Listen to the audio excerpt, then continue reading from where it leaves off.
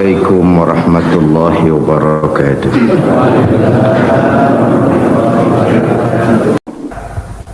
Pada pertemuan kali ini secara khusus kita akan membicarakan tentang puasa ini.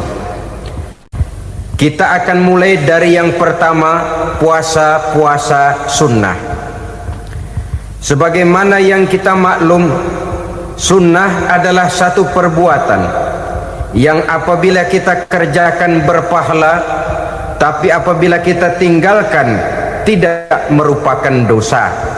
Hanya saja ia merupakan barometer dan ukuran daripada orang-orang yang cinta kepada sunnah itu sendiri. Ada banyak jenis puasa sunnah ini. Yang pertama, puasa sunnah di bulan Muharram. Rasulullah sallallahu alaihi wasallam bersabda, afdalus siyami ba'da Ramadan syahrullahil Muharram wa afdalus salati ba'dal fariḍah salatul lail. Diriwayatkan oleh Muslim dari Abi Hurairah. Puasa yang paling utama sesudah puasa Ramadan tidak lain adalah puasa di bulan Muharram, dan solat yang paling afdol sesudah solat yang wajib adalah solat pada sepertiga malam yang akhir. Puasa di bulan Muharram merupakan puasa sunnah dan mempunyai nilai yang sangat besar dalam pandangan Allah Subhanahu wa ta'ala. Buat mereka yang mampu melaksanakan puasa sunnah di bulan Muharram ini, boleh melaksanakannya selama 10 hari. Hari yang pertama boleh juga 3 hari saja, atau setidak-tidaknya 1 hari daripada bulan Muharram. Yang kedua, puasa 10 hari daripada bulan Zulhijjah. Karena bulan Zulhijjah ini memang termasuk bulan yang dimuliakan oleh Allah Subhanahu wa ta'ala. Pertama, di sana ada hari Tarwiyah, ada hari Arafah, ada hari kurban, ada talbiyah, ada pelaksanaan haji dengan segala manasiknya. Maka puasa sunnah di bulan Zulhijjah merupakan amalan yang sangat utama dan besar pahalanya dalam pandangan Allah Azza wa Jalla. Sebagian ulama menjelaskan, man shoma hazihil ayyam akramahullahu bi asri asya'in. Siapa orang yang melaksanakan ibadah puasa sunnah pada hari-hari 10 di bulan Zulhijjah ini, Allah Subhanahu wa ta'ala akan memuliakannya dengan 10 macam perkara. Saudara, ini keuntungannya. Yang pertama, orang yang puasa di hari-hari 10 bulan Zulhijjah diberikan al-barakah fi umrihi, diberikan keberkahan pada umurnya. Setiap kita ingin memperoleh umur yang berkah. Umur yang berkah itu yang bagaimana? Apa yang jumlahnya panjang? Mungkin. Tetapi yang jelas, umur yang berkah ini adalah umur yang bisa dipertanggungjawabkan di hadapan Allah Subhanahu wa ta'ala. Artinya, umur yang diisi penuh dengan kebajikan, umur yang diisi dengan segala macam kegiatan ibadah, dan umur yang dengan demikian sungguh pun kita sudah mati, jasad terkubur dalam tanah, nama kita akan tetap hidup, dikenal orang oleh karena kebajikan yang kita kerjakan. Saya kira akan lebih merupakan azab ketimbang nikmat kalau orang diberikan umur panjang tapi hanya untuk menumpuk-numpuk dosa saja. Kan lebih baik mana? Umur pendek banyak pahala, umur panjang banyak dosa. Lebih baik mana? Saya yakin yang paling baik tentu umur panjang banyak pahala. Paling sial umur pendek dosa melulu. Sudah diberikan umur pendek, tidak seberapa, dosa berlipat ganda. Itu kalau orang kampung bilang tekor namanya. Rugi. Umur pendek hanya untuk menumpuk-numpuk dosa. Boleh jadi kalau umat-umat zaman dulu, saudara, mereka diberikan umur panjang. Nabi Adam, kita tahu Nabi Adam itu 2000 tahun umurnya. Nabi Nuh 950 tahun. Umatnya ya rata-rata segitu itu. Nah, kalau mereka misalnya punya umur 800 tahun, lalu 200 tahun mereka melakukan dosa, kan masih punya restan 600 tahun untuk taubat. Karena umurnya diberikan jatah panjang. Kita ini oleh Allah Subhanahu wa taala, umat Nabi Muhammad ini umurnya pendek-pendek. Kalau nyontoh Nabi 63 tahun saja. Kalau diberikan 70 tahun umur kita sekarang, itu sudah dapat jatah lebih 7 tahun. Alhamdulillah bahwa Allah memberikan saat-saat, waktu-waktu, tempat-tempat yang punya nilai istimewa, sehingga umur yang pendek ini bisa bernilai panjang, nilai ibadahnya bisa bernilai pahala seperti umat yang berumur panjang dahulu itu. Karena itu manfaatkan umur dengan baik, dan salah satu keberkahan daripada umur akan datang dengan melaksanakan ibadah puasa sunnah. Ini yang pertama. Yang kedua, az-ziyadatu fi malihi, berikan tambahan hartanya, menjadi orang kaya. Kaya apa? Kaya hati setidak-tidaknya. Karena dengan tekun dan rajin melaksanakan ibadah puasa, yang segera tertanam dalam jiwa seseorang merasakan cukup di dalam kehidupan. Itulah dia orang yang paling kaya, orang yang hidupnya paling cukup. Kalau orang sudah merasa cukup dalam hidupnya, maka itulah dia orang yang kaya. Saudara-saudara kaum muslimin rahimakumullah, puasa sunnah memberikan tambahan harta, usahanya berkembang, dengan demikian membawa keberkahan, hartanya makin bertambah, akan menunjang ibadahnya kepada Allah, lebih memantapkan dan membawa ketenangan dalam hidupnya. Itu termasuk berkahnya melaksanakan puasa sunnah itu. Yang ketiga, al-hifzu fi iyalihi, diberikan penjagaan, perlindungan terhadap keluarganya, anaknya sehat, sanak famili dan handai tolannya terjaga dan terpelihara dari segala malapetaka, dari segala mara bahaya, kesehatannya terjamin dan terpelihara. Itu sudah merupakan modal yang sangat besar di dalam kita mengarungi kehidupan. Sebab rasanya sulit untuk bahagia, duit kita banyak sekali, usaha kita selalu mendatangkan untung yang berlipat ganda, tapi sebentar-sebentar anak kita sakit, yang ampek, yang korengan, yang kena musibah, ndak tak karu-karuan sakit, berobat sampai jutaan rupiah. Itu kan sudah tidak membawa kebahagiaan. Uang masuk yang begitu banyak jumlahnya, habis akhirnya untuk berobat saja. Sebenarnya hitung-hitung ya seri-seri juga. Usaha berhasil, duit banyak, habis untuk berobat. Lah sama juga saudara-saudara. Jadi dengan demikian, biar duit kita banyak, asal keluarga pada sehat saja, udah enak bener itu. Duit banyak, ekonomi cukup, keluarga sehat, nikmat rasanya menjalani kehidupan ini. Yang kiamat sudah duit kagak barang seperak, keluarga ampek semua. Kiamat sudah. Saudara hadirin yang saya hormati, jadi yang ketiga, Allah memberikan pemeliharaan terhadap keluarganya.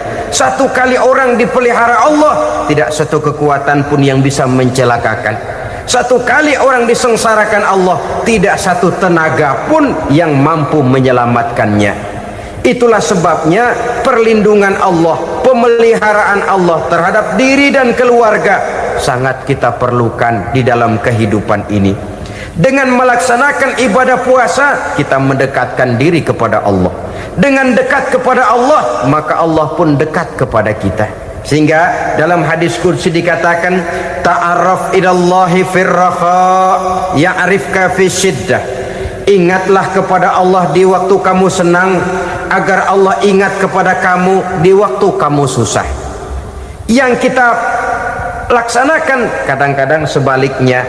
Waktu susah kita ingat Allah, waktu senang kita lupa Allah. Akhirnya nanti pada waktu kita melarat, kebelangsak, susah dan sebagainya, pertolongan tidak akan datang kepada kita. Benar, ta'arraf ilallah firraha ya'rifka fisyiddah. Ingatlah kepada Allah di waktu kamu susah, ingatlah kepada Allah di waktu kamu senang, agar Allah ingat kepadamu di waktu kamu mendapat kesusahan. Umumnya watak manusia memang kalau sudah dapat susah, ingat kepada Allah. Waktu duduk, waktu berbaring, sambil tidur, dalam segala keadaan Allah disebutnya, Allah dimintakan pertolongannya. Tapi dikala dia berada pada posisi di atas angin, merasa senang, bahagia, Allah terlupakan. Saudara-saudara kaum muslimin, itu yang ketiga. Yang keempat, at-takfiru li sayyiatihi. Orang yang melaksanakan puasa sunnah itu diampuni segala dosa dan kesalahan yang telah dilakukannya. Dan yang kelima, at-tad'ifu li hasanatihi, diberikan balasan yang berlipat ganda dari segala kebaikan yang dikerjakannya. Satu berbalas 7, 7 bisa berbalas 10, 10 masih berbalas 100, masih ditambah dengan wallahu yudha'ifu liman yasha. Allah melipat gandakan pahala orang-orang yang dikehendakinya. Maka carilah satu kebaikan yang apabila kita kerjakan, dosa akan dihapus dan nilai pahalanya menjadi berlipat ganda. Satu kali kita bekerja, 2-3 pulau bisa kita raih dan kita jangkau. Yang keenam, orang yang melaksanakan puasa sunnah di bulan Zulhijjah, at-tashil li sakarati mautihi, diberikan kemudahan pada saat menghadapi sakaratul maut. Maut a mysterious problem. Dia adalah pintu yang setiap orang pasti akan memasukinya. Bahwa mati adalah mati, itu semua kita tahu. Tapi hakikat orang pada saat menghadapi mati itu kan berbeda-beda. Ada yang matinya itu gampang sekali, persis orang tidur saja, tidak nampak gelisah, tidak bikin susah yang hidup, tidak gelimpangan di tempat tidur, persis seperti orang mau tidur saja. Ada yang sulit sekali menghadapi sakaratul maut, gelimpangan di tempat tidur, bikin bingung orang yang nunggu. Kadang-kadang seperti kerbau digorok lehernya. Saudara-saudara, sulit menghadapi sakaratul maut.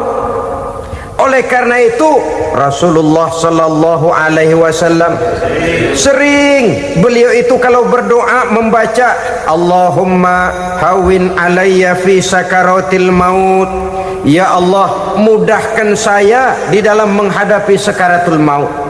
Rasulullah saja, saudara, orang yang ibadahnya paling banyak, orang yang hatinya paling bersih, orang yang akhlaknya paling luhur, masih berdoa semacam ini, mohon dimudahkan oleh Allah agar mudah menghadapi sakaratul maut. Apalagi kita, terus terang kita ini paling-paling kelas mukhtalid, bangsa sama pahala mau sama dosa doyan.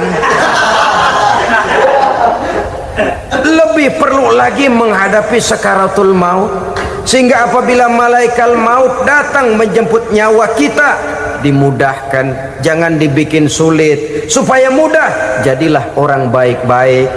Biasanya kalau banyak yang mati, malaikat maut juga kali main-mainin dulu tuh orang, utak-atik, ditakut-takutin dan segala macam. Saudara hadirin yang saya hormati, maka menghadapi sakaratul maut ini merupakan kunci. Apakah seseorang bisa husnul khatimah atau bisa su'ul khatimah?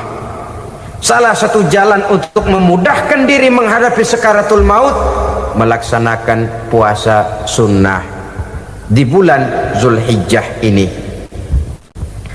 Yang ketujuh, ad-diya'u li zulumati qabrihi, diberikan terang di alam kuburnya.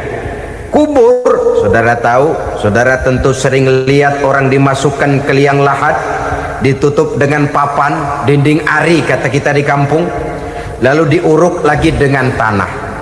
Dalamnya liang lahat, gelapnya liang lahat, gelapnya diuruk dengan tanah, gelapnya di dalam kubur, tiga gelap yang menjadi satu.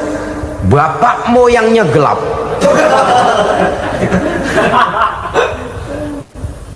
Puasa sunnah ini merupakan terang di alam kubur kita nanti. Yang kedelapan, at-tasqil limizanihi, diberikan keringanan pada timbangan di hari akhirat nanti. Bahwa setelah dibangkitkan dari kubur, setiap kita akan menghadapi perhitungan, akan ditimbang segala macam kebaikan dan segala macam kejahatan yang pernah kita lakukan di dalam kehidupan. Orang yang melaksanakan ibadah puasa sunnah, at-tasqilu limizanihi, diberikan keringanan timbangan hari akhiratnya nanti.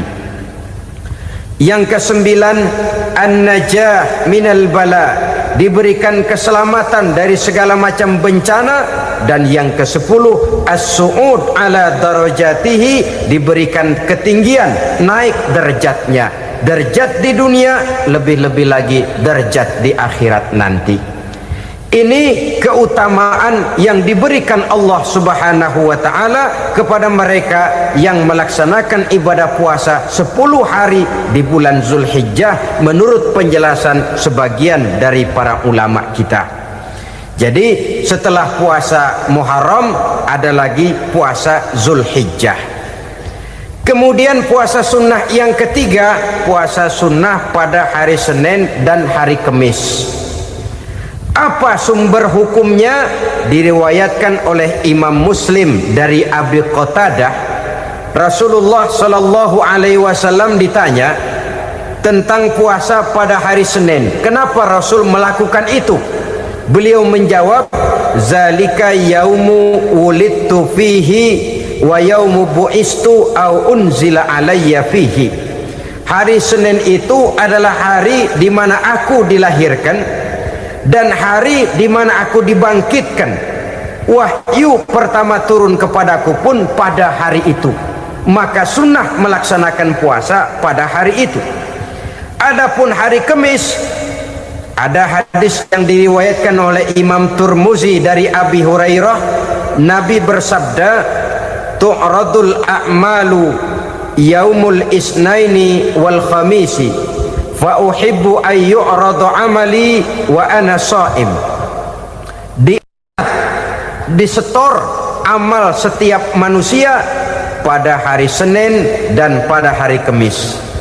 Maka aku ingin, kata Nabi, agar pada saat amalku disetor itu aku sedang puasa.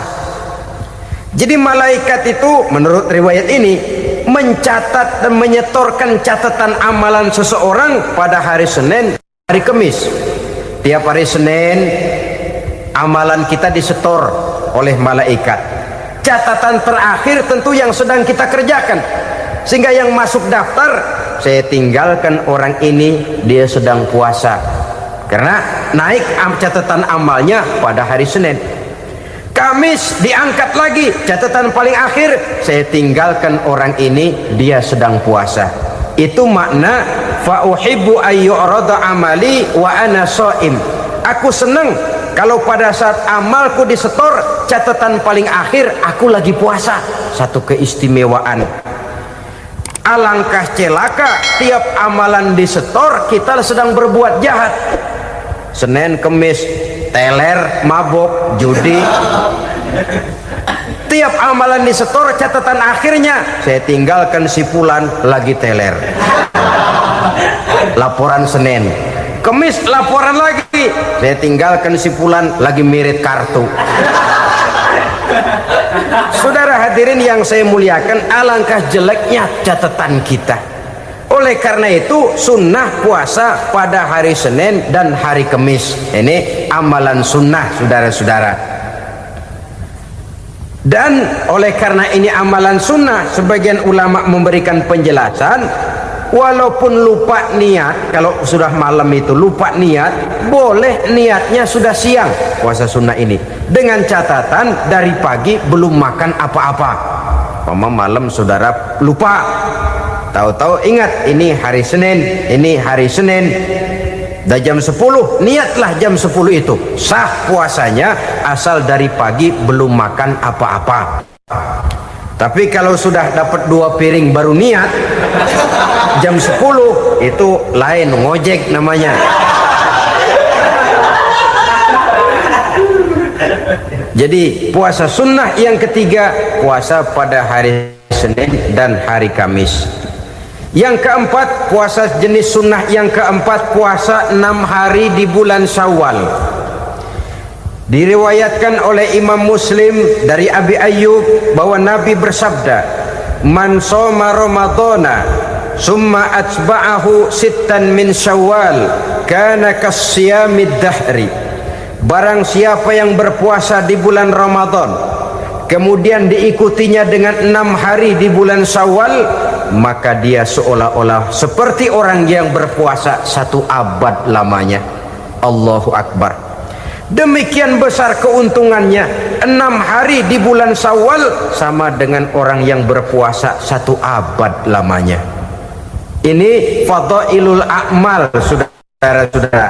Jangan diartikan karena menang sudah puasa 6 hari bulan Syawal, Ramadan tahun depannya lantas nggak puasa. Kenapa? Ukurannya sudah 1 abad. Bukan itu pengertiannya. Ini mendorong orang memberikan ganjaran pahala yang sedemikian besar. 6 hari setelah Ramadan, artinya di bulan Syawal, tidak pada hari pertama Syawal karena haram hukumnya berpuasa pada hari fitri itu.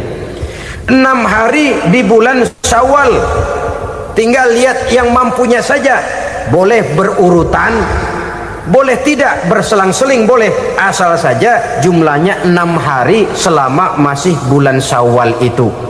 Hari ini 3 hari lagi, 4 hari lagi, diselang-seling atau berurutan, itu juga lebih baik. Puasa sunnah 6 hari daripada bulan Syawal. Kemudian yang kelima, puasa sunnah 3 hari pada setiap bulan. 3 hari pada setiap bulan. Diriwayatkan oleh Imam Bukhari dan Muslim dari Abi Hurairah. Abi Hurairah bercerita, "Ausani khalili sallallahu alaihi wasallam bisalasin." Kekasih saya Rasulullah berwasiat kepada saya, memesankan benar-benar kepada saya untuk melaksanakan 3 amalan yang terpuji. Pertama, siyamu salasati ayyamin min kulli syahrin. Puasa 3 hari dalam setiap bulan. Ini wasiat yang pertama. 3 hari pada setiap bulan. Tidak peduli bulan apa saja. Dalam artian ya bulan menurut perhitungan Islam ya. Muharram, Safar, Rabiul Awal, Rabiul Tsani, Jumadal Ula, Jumadil Akhir, Rajab, Sya'ban, Ramadan, Syawal, Zulqa'dah, Zulhijjah dan selanjutnya. 3 hari pada setiap bulan. Tanggalnya tanggal berapa saja, lebih utama pada yang disebut Yaumul Bid, yaitu hari-hari di mana bulan menunjukkan purnama. Tanggal 13, tanggal 14 dan tanggal 15 pada setiap bulannya itu disunahkan melaksanakan puasa. Itu wasiat pertama, puasa 3 hari pada setiap bulan. Wasiat yang kedua, waraqatai duha, melaksanakan sholat duha sekurang-kurangnya 2 rakaat. Itu wasiat yang dipesankan benar kepada saya, kata Abi Hurairah. Pertama, puasa 3 hari pada setiap bulan. Yang kedua, usahakan jangan meninggalkan 2 rakaat minimal daripada sembahyang duha. Kita tahu sembahyang duha itu sembahyang sunnah di waktu pagi seketika matahari naik sepenggalahan. Sekurang-kurangnya 2 rakaat, sebanyak-banyaknya 8 rakaat. Di antara fadilah atau keutamaan daripada solat duha ini yaitu menyangkut masalah rezeki dan usaha.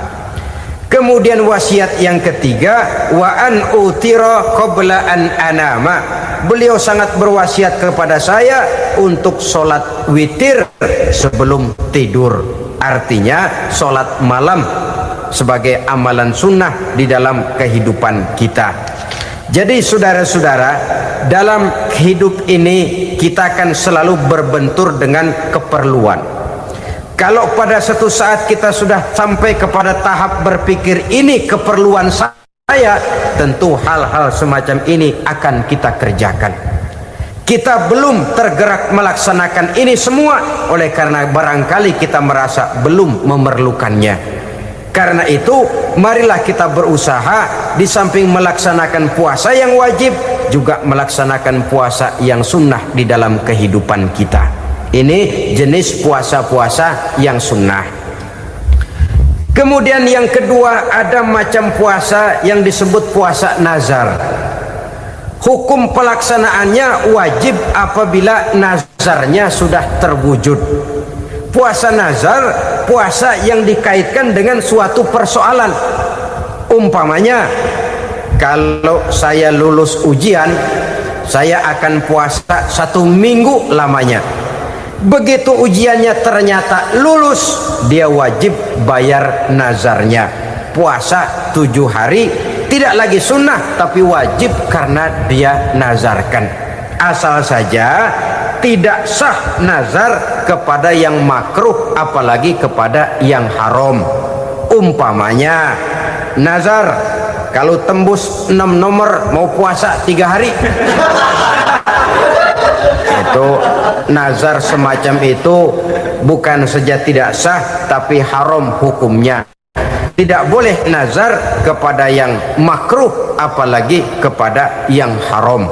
Jadi apabila maksud yang sudah kita niatkan tercapai, wajiblah nazar itu dibayar, yaitu kalau nazarnya sunnah melaksanakan ibadah puasa.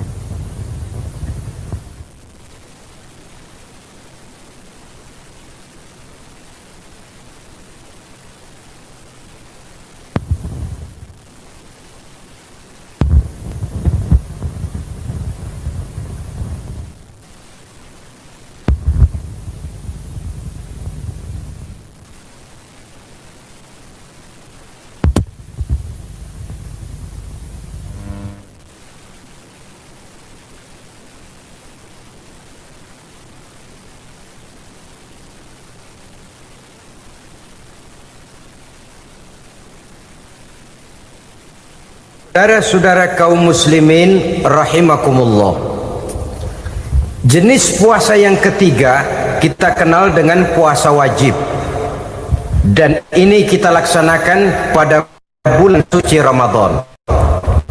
Tentang teknis pelaksanaan ibadah puasa di bulan Ramadan sudah pernah saya bicarakan pada pertemuan tentang Ramadan dan Idul Fitri.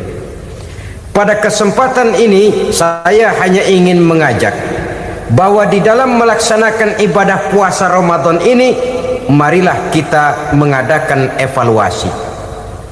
Kenapa demikian? Barangkali secara jujur, walaupun agak berat, saya masih harus berkata, masih banyak di antara kita umat Islam yang di dalam melaksanakan suatu ibadah terjebak dalam rutinitas ritual. Apa itu rutinitas ritual? Itu bahasa susah. Berhubung saya tidak ingin bicara yang susah-susah, kita bicara yang mudah-mudah saja. Maksud saya, banyak di antara kita umat Islam yang di dalam melaksanakan suatu ibadah itu hanya dengan prinsip asal sekadar gugur kewajiban saja. Akibatnya, sampai sejauh mana ibadah itu berhasil membentuk kepribadian diri kita, kita jarang mengadakan evaluasi dan penilaian. Solat yang penting gugur kewajiban, puasa yang penting sudah gugur kewajiban, haji yang penting sudah gugur kewajiban. Maka jangan heran kalau itu yang jadi prinsip, ibadah lantas tidak punya dampak dalam membentuk kepribadian diri. Banyak orang yang rajin sholat tapi munkarnya jalan terus, sampai kadang-kadang kita bingung, yang sembahyang dia, yang nyolong dia. Puasanya kelihatannya tekun tapi tidak punya kepekaan sosial. Sama yatim piatu bersifat masa bodoh, sama fakir miskin malah gemes. Tidak lantas tumbuh kepekaan sosial walaupun dia sudah ikut merasakan tidak enaknya lapar dan haus. Ada juga yang sudah haji 4-5 kali mondar-mandir Jakarta Mekah, tapi gaya hidupnya tetap seperti katak di kolong tempurung, picik, sempit pandangan, dangkal hati, tidak terbuka walaupun sudah melihat Islam dalam skala internasional. Yang dia lihat, yang dia saksikan, yang dia pandang tidak sanggup menggugah dan mengubah jiwanya, tidak bisa mewarnai pandangan hidupnya.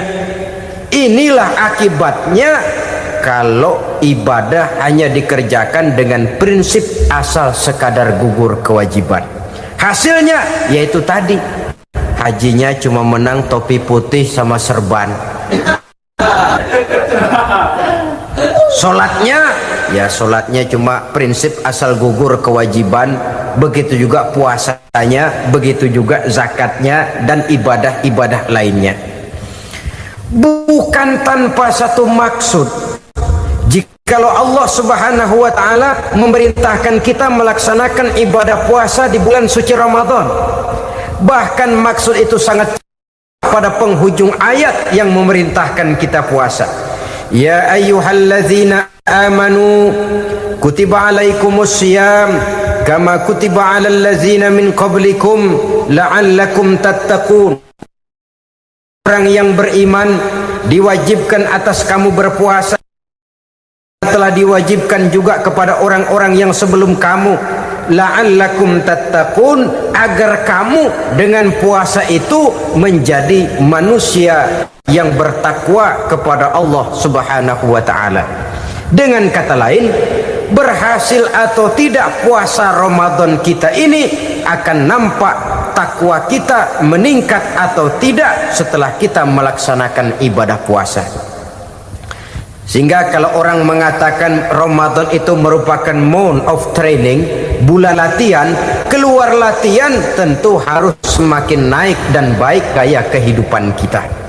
Jadi tujuan utama daripada pelaksanaan ibadah puasa adalah untuk membentuk manusia yang bertakwa. Nah, takwa itu kata Imam Qusairi hurufnya ada 4. Ta, qaf, wawu, ya.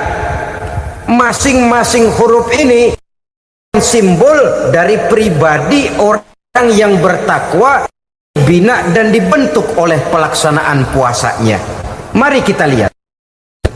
Huruf ta adalah lambang dari sifat tawadhu, rendah hati.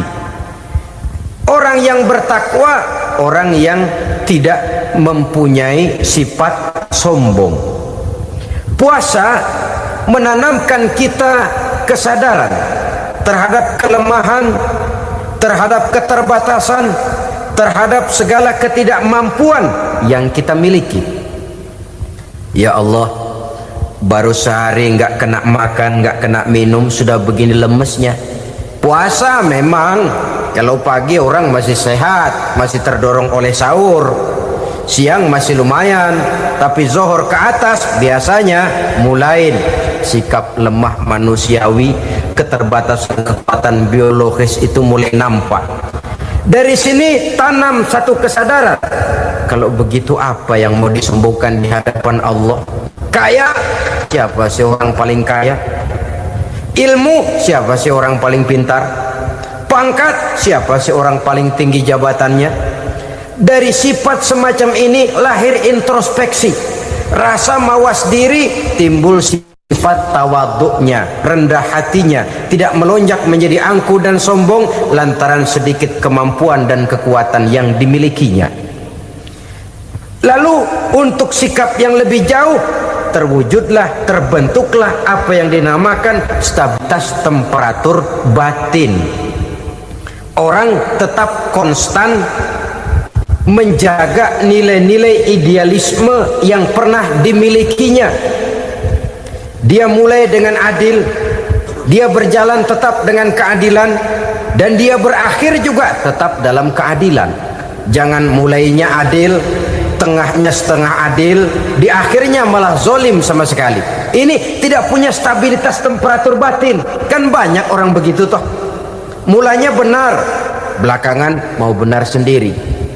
Mulanya sudah rela berkorban buat kepentingan orang banyak, belakangan malah selalu mengorbankan kepentingan orang banyak. Waktu di bawah rajin baca ayat kursi, dapat kursi lupa ayat.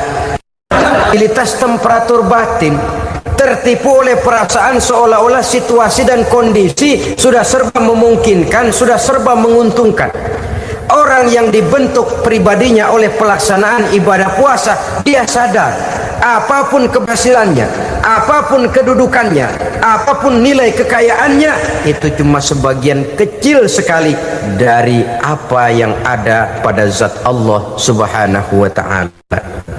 Hati tidak takabur, sesuai dengan namanya takabur dari kalimat takabbaro ya takabbaru, membesar-besarkan diri. Orang yang suka membesar-besarkan diri, orang yang tidak yakin bahwa dirinya orang besar, lalu dibesar-besarkan dirinya. Sebenarnya itu sudah satu sikap di mana dia tidak percaya kepada diri sendiri. Dirinya sebenarnya bukan apa-apa, cuma ingin dianggap besar, lalu dibesar-besarkan. Takabbur namanya. Puasa sekali lagi melatih kita menanamkan kesadaran akan kelemahan dan keterbatasan kita sebagai makhluk. Itu sikap tawadu. Fir'aun, saudara tahu Fir'aun, lama-lama dia jadi raja, lupa diri dan lupa daratan, melonjak menjadi angkuh dan sombong sampai kepada puncak kekurang ajarannya, memproklamirkan dirinya menjadi Tuhan. Hitler juga begitu. Pendeknya orang manakala tidak ada kesadaran tentang dari mana segalanya berasal dan kemana segalanya akan kembali, dia mudah out of control. Kalau sudah out kontrol, maka dia akan melakukan perbuatan yang melampaui batas. Itu yang pertama. Jadi orang takwa, orang yang rendah hati, salah satu tujuan daripada pelaksanaan ibadah puasa menanamkan sikap rendah hati. Dari sikap rendah hati ini yang timbul lalu apa? Kepekaan sosial. Kalau saya puasa, saya sudah merasakan bagaimana tidak enaknya lapar. Saya sudah merasakan bagaimana tidak enaknya haus. Tapi bagaimanapun, saya lapar cuma sebentar, saya haus cuma sebentar. Selesai maghrib, lapar saya hilang, haus saya hilang. Bagaimana yatim piatu, orang-orang tua jompo yang perlu santunan, orang-orang miskin yang terkapar di kolong-kolong jembatan, yang tiap hari merasakan perasaan seperti ini tanpa tahu kapan hidup dan nasibnya akan berubah. Tidur beratapkan langit, berselimut koran. Kalau demikian, saya ini beruntung. Kalau demikian, apa yang bisa saya lakukan untuk mereka? Kepekaan sosial ini lalu timbul dalam apa yang orang sekarang namakan solidaritas kesetiakawanan sosial. Hidup tidak hanya untuk kepentingan diri dan perutnya sendiri saja, tapi mau menolong, mau membantu orang yang memang memerlukan bantuan dan pertolongan itu sendiri. Jangan setelah tahu lapar tidak enak, haus tidak enak, tapi kita tidak mau tenggang rasa, tidak mau timbang rasa. Begini loh tidak enaknya lapar, begini loh tidak enaknya haus. Ini terjadi pada diri saya masih mampu, masih berbuka puasa. Bagaimana yang tiap hari merasakan seperti ini? Tidak Ramadan, tidak Syawal, tidak Zulqa'dah, tidak Zulhijjah, selalu kelaparan dan kehausan. Dari sana timbul kepekaan sosial. Lalu lahirlah sikap pemurah, dermawan, mau menoleh ke kiri dan ke kanan. Bahkan Al-Quran itu sampai mengancam betul, ara'aita allazi yukadzibu bid-din fadzalika allazi yad'ul yatim wa la mendustakan agama. Islam mendustakan Islam. Salat dia tapi mendustakan salat. Puasa dia tapi mendustakan puasa. Siapa mereka itu? Fadzalika allazi yad'ul yatim. Merekalah orang-orang yang meninggalkan anak-anak yatim. Wa la yahuddu ala ta'amil miskin, dan tidak pernah memberi pertolongan, tidak memerintahkan memberi makan kepada fakir miskin, walaupun dia berada pada posisi dan kondisi yang memang dia mampu. Nah, kalau dia tidak mampu itu lain soal. Dia mampu, dia tahu, dan dia diam saja, itu termasuk yukadzibu biddin, orang-orang yang mendustakan agama. Berlindung kita kepada Allah, jangan sampai termasuk ke dalam kelompok itu. Yang kedua saudara, huruf takwa itu qaf. Qaf adalah lambang dari sifat qanaah. Qanaah artinya merasa cukup. Puasa melatih kita untuk bersikap cukup dalam hidup. Kalau kita perturutkan menjelang saat berbuka, menunggu waktu berbuka, istilah orang di Jawa Barat ngabuburit katanya, kita menunggu saat berbuka, segalanya saja ingin kita beli, segalanya saja ingin kita minum, semuanya saja ingin kita makan, sebab nafsu sudah begitu berupa. Perut sudah sedemikian lapar, kerongkong sudah sedemikian haus, rasanya semuanya saja ingin kita telan. Tapi tahukah kita bahwa setelah maghrib berbunyi, berapa banyak yang kita makan, berapa banyak yang kita minum? Sesuaikah dengan keinginan kita tadi siang? Tadi siang semuanya ingin kita makan, tadi siang semuanya ingin kita minum. Setelah berbuka, berapa banyak yang kita makan, berapa banyak yang kita minum? Itulah kehidupan. Segalanya ingin kita kuasai, segalanya ingin kita punyai, tapi berapa sih yang benar-benar kita perlukan? Maka orang kaya adalah orang yang hidupnya cukup. Orang miskin hakikat yang selalu merasa kurang. Bagaimanapun besar rumah, banyak uang kita, berpuluh kendaraan kita, kalau hidup selalu merasa kurang, itu artinya kita masih miskin. Maka jikalau ingin menjadi orang kaya, kuncinya hakikatnya cuma satu, hati kita merasa cukup dengan yang diberikan Allah, bersyukur atas segala nikmatnya, dan dengan syukur itu, nikmat itu akan ditambah oleh Allah Subhanahu wa ta'ala. Puasa menimbulkan sifat qanaah, dan qanaah adalah watak daripada orang-orang yang bertakwa kepada Allah Subhanahu wa ta'ala. Seperti orang minum air laut, makin diminum makin haus, makin diminum makin kering tenggorokan. Begitulah orang berhadapan dengan materi. Tadinya dia akan senang kalau dia merasa punya tanah ratusan hektar. Sudah ratusan hektar tidak cukup, ngelamun lagi, alangkah nikmatnya kalau bisa beli gunung. Gunung dibeli, sudah punya gunung, lihat laut, aduh kalau laut juga bisa dibeli, beli lagi laut. Sudah punya laut, lihat ke atas langit, ada yang jual apa enggak ya?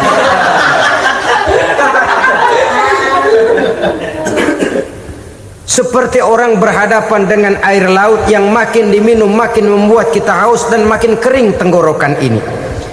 Maka itu harus dihentikan. Sikap untuk menghentikan itu tidak lain adalah dengan sifat qanaah itu tadi, merasa cukup dengan apa yang diberikan Allah, mensyukuri nikmatnya. Itu yang kedua. Yang ketiga, pada kalimat takwa ada huruf wawu. Wawu adalah simbol dari sifat wara dengan ain. Wara, orang yang terpelihara dirinya baik dari yang subuhat, lebih-lebih dari yang haram. Subuhat, saudara tahu, barang yang remeng-remeng, tapi sungguh pun remeng-remeng. Kira-kira prosentasenya 70-30. 70% haram, 30% kemungkinan halalnya. Maka yang subuhat lebih baik dijauhi daripada diambil. Orang yang punya kepribadian wara, dirinya terpelihara, jangankan dari yang haram, dari yang subuhat saja dia sanggup menjaga dan memelihara dirinya. Oleh karena itu saya heran kalau orang di bulan Ramadan dia sanggup menjaga diri di waktu siang dari jenis makanan yang halal, dari jenis minuman yang haram. Ada tahu nganggur di meja siang, enggak dia makan. Ada air teh nganggur di meja siang, enggak dia makan. Padahal itu jenis makanan dan minuman yang halal. Tapi ketika datang maghrib, dia berbuka dengan makanan yang dibeli dari uang yang dihasilkan dengan cara yang haram. Bukankah itu sesuatu yang terbalik? Bukankah dengan demikian sudah tidak lagi menimbulkan sikap yang bisa memelihara dan menjaga kepribadian diri? Orang yang membiasakan diri terpelihara dari yang subuhat apalagi yang haram, maka baik yang dipakainya, yang diminumnya, yang dimakannya terdirilah dari barang-barang yang baik yang dihalalkan oleh agama. Wara. Kemudian yang keempat, pada huruf kalimat takwa ada huruf yakin. Huruf ya simbol dari sifat yakin. Orang yang puasa dibentuk kepribadiannya mempunyai satu keyakinan yang tangguh, dan keyakinan adalah ciri daripada orang yang takwa. Kita lihat yang dipanggil melaksanakan ibadah puasa ini kan iman. Karena memang sulit untuk melaksanakan puasa kalau tidak iman yang jadi dasar. Setidaknya seperti sudah pernah saya sampaikan, ibadah puasa ini memang sulit terkena penyakit show. Kalau kita sholat barangkali terangsang karena kelihatan orang lain. Kalau kita pergi haji mungkin jadi sugesti karena orang banyak tahu. Kalau kita bayar, kita jadi terangsang karena banyak orang lihat. Tapi kalau sudah puasa, puasa itu kan yang tahu cuma kita dan Allah saja. Ya, kita sholat, orang lain lihat, kita jadi rada semangat. Kita pergi haji, orang lain banyak ngantar, kita semangat. Kita bayar zakat, orang lain banyak saksikan, kita bersemangat. Tapi kita puasa, siapa yang mau nyaksiin kita puasa? Siapa yang mau memuji kita puasa? Siapa yang mau menyanjung kita puasa? Itu cuma urusan kita dan Allah.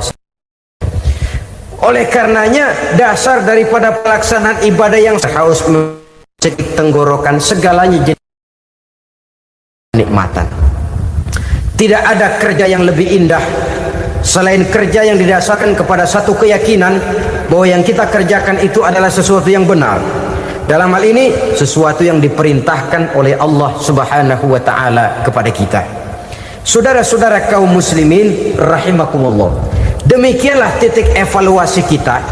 Jangan berpuasa hanya dengan prinsip asal sekadar menggugurkan kewajiban saja, yang akan berakibat Ramadan tahun ini berakhir begitu, Ramadan terjebak menjalani rutinitas ritualnya saja. Bahkan kadang-kadang yang nyata betul, Nabi menganjurkan tingkatkan ibadah pada 10 hari yang akhir di bulan Ramadan, tanggal 20 sampai akhir Ramadan. Yang kita praktekkan malah kegiatan ibadah kita justru menurun pada 20 Ramadan yang akhir. Coba lihat 20 Ramadan ke atas, itu pasukan tarawih paling kelas 60-70 tahun ke atas. Kemana yang lain? Sudah berpikir menghadapi lebaran, berpikir pulang mudik, berpikir macam-macam. Akibatnya konsentrasi ibadah lalu buyar. Dianjurkan Rasul tingkatkan ibadah pada 10 hari yang terakhir. Kita malah makin ke akhir makin lancip.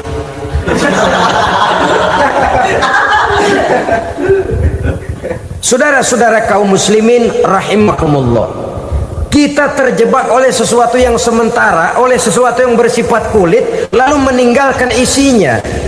Padahal jikalau kita tidak mengisi Ramadan dengan kegiatan ibadah, berarti kita tidak keluar dari Ramadan dengan jiwa yang baru, yang sudah ditempa oleh pengalaman ibadah di bulan Ramadan. Artinya kita tidak kembali kepada fitrah, kesucian seperti saat kita dilahirkan. Lalu kalau kita tidak kembali kepada fitrah, apa yang mau kita rayakan pada Idul Fitri itu? Di mana letak kegembiraan kita? Di mana letak kebahagiaan hati? Kembalikah kita kepada fitrah? Tidak. Benarkah puasa yang kita kerjakan? Kelihatannya juga tidak. Adakah dampak dari pelaksanaan ibadah dalam pribadi kita? Tidak. Kadang-kadang Ramadan selesai malah teriak merdeka.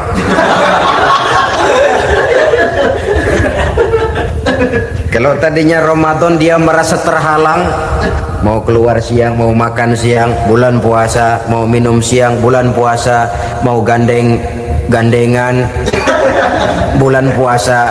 Ramadan selesai, kibarin bendera, teriak merdeka. Lalu kembali merajalela. Saudara-saudara, dampaknya tidak akan kelihatan. Padahal puasa yang baik, la'allakum tattaqun, membentuk manusia yang bertakwa kepada Allah Azza wa Jalla. Nah, sekarang apa kemudahan dan keistimewaan yang akan diberikan Allah kepada mereka yang sampai kepada tingkat takwa ini? Al-Quran menjelaskan, pertama, may yattaqillaha yaj'al lahu makhraja.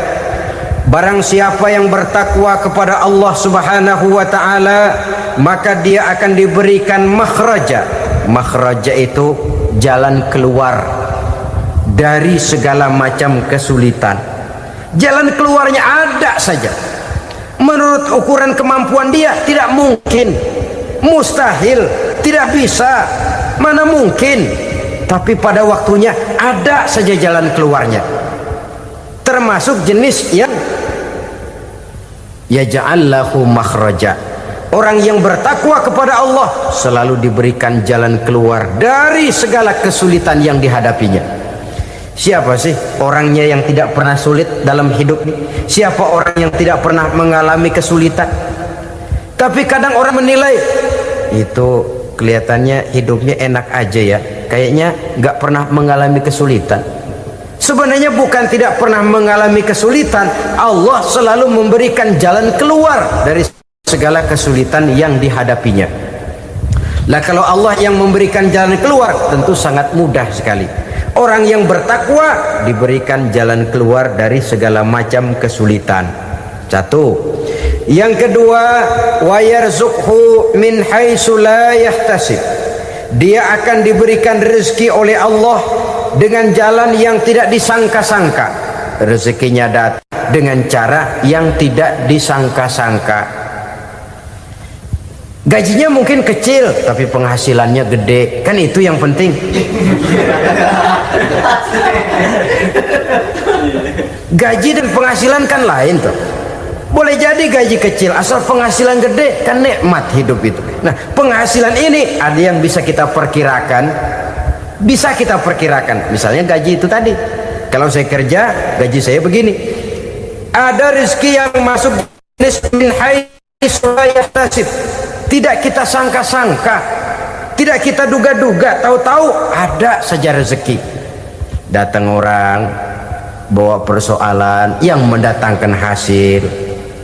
Sebab rezeki, jodoh, maut memang seperti bayangan. Kita uber-uber dia lari, kita diem dia diem. Kan gemesin itu. Bayang-bayang itu begitu. Kita kejar, dia lari. Rezeki juga begitu.